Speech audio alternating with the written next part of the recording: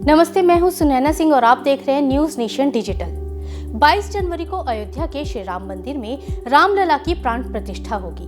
देश विदेश से तमाम लोग इस कार्यक्रम में शामिल होंगे, लेकिन उत्तराखंड ज्योतिष पीठ के शंकराचार्य अविमुक्तेश्वरानंद जी ने प्राण प्रतिष्ठा कार्यक्रम से अपने आप को अलग करते हुए एक चौंकाने वाला बयान दे दिया है। उन्होंने कहा है कि वो प्राण प्रतिष्ठा समारोह में शामिल नहीं होंगे क्योंकि ये धार्मिक ग्रंथों के खिलाफ होगा। अगर मैं वहां गया तो लोग कहेंगे कि मैंने शास्त्रों का उल्लंघन किया है। इसके अलावा उन्होंने कहा, मंदिर को भगवान का शरीर माना जाता है।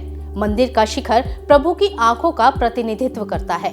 कलश भगवान के सिर का प्रतिनिधित्व करता है। मंदिर पर लगा झंडा भगवान के बाल है। बिना सिर या आंखों के शरीर में प्राण प्रतिष्ठा करना सही नहीं है।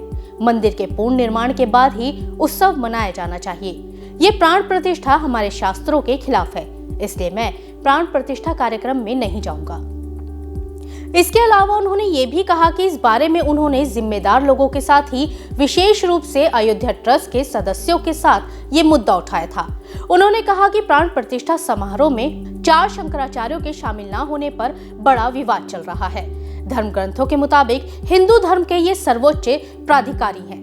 इनके मठ उत्तराखंड, ओडिशा, कर्नाटक और गुजरात में है। सभी शंकराचार्यों ने प्राण प्रतिष्ठा निमंत्रण को अस्वीकार किया है। अब आपको बताते हैं कि प्राण प्रतिष्ठा कार्यक्रम का निमंत्रण अस्वीकार करने वाले 4 शंकराचार्यों ने इसको लेकर क्या कुछ कहा है। पुरी गोवर्धन पीठ के शंकराचार्य स्वामी निश्चलानंद सरस्वती जी ने कहा कि इस कार्यक्रम को पहले ही राजनीतिक रंग मिल गया है क्योंकि पीएम मोदी समारोह का संचालन करेंगे। कर्नाटक के शंकराचार्य भारती तीर्थ और गुजरात के शंकराचार्य सदानंद सरस्वती इस कार्यक्रम से दूर रहेंगे। वहीं इस विवाद पर विश्व हिंदू परिषद ने कहा कि 4 में से 2 शंकराचार्यों ने प्राण प्रतिष्ठा समारोह का खुले दिल से स्वागत किया है।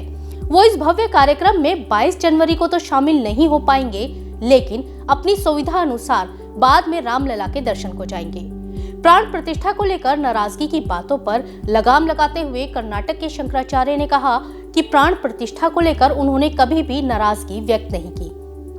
वहीं गुजरात के द्वारका शारदा पीठम ने राम मंदिर पर नाराजगी की खबरों को भ्रामक बताते हुए कहा कि अखबारों में छपी खबरें शंकराचार्य की अनुमति के बिना प्रकाशित हुई हैं। उन्होंने राम जन्मभूमि पुनरुद्धार समिति के जरिए कई काम किए हैं।